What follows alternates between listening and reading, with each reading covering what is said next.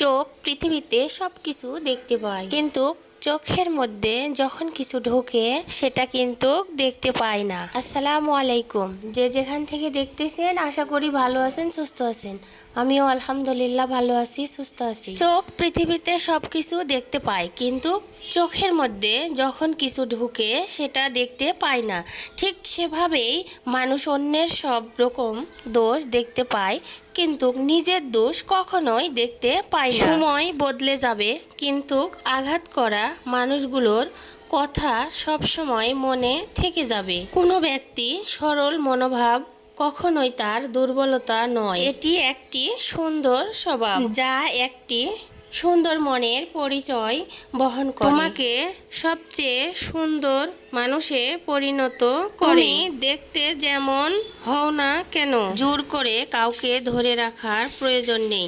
যে থাকার সে থাকবেই, আর যে চলে যাওয়ার সে চলেই যাবে। মায়ায় পড়া যাবে না। মানুষ আসবে, মিশবে, আবারও অতীত পাখির মতো চলে যাবে, এটাই স্বাভাবিক। যত বড় হবে ততই বুঝতে পারবে পৃথিবীর প্রয়োজন ছাড়া কেউ কারো আপন হয় না, কেউ কারো সাথে মিশে না এই স্বার্থপর দুনিয়ায়। তো অনেক কথাই বলে ফেললাম। তো আমরা এখন বাজারে আসছি, একটু ফল নিচ্ছি আর কি।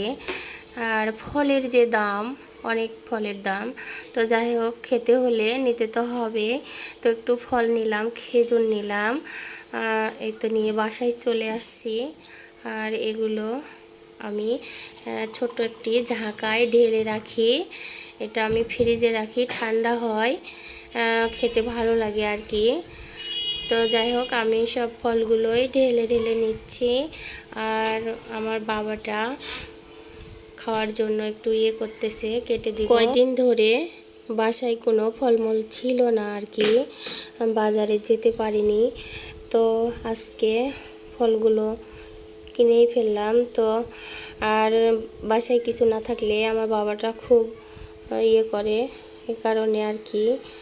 তো যাই হোক আঙ্গুরগুলা অনেক সুন্দর, কিন্তু আঙ্গুরগুলা মিষ্টি কম আর কি, কেমন জানি। আর এখনকার আঙ্গুরগুলো এভাবেই টক টক আর কি, কিন্তু কোনো রকম স্বাদই নেই।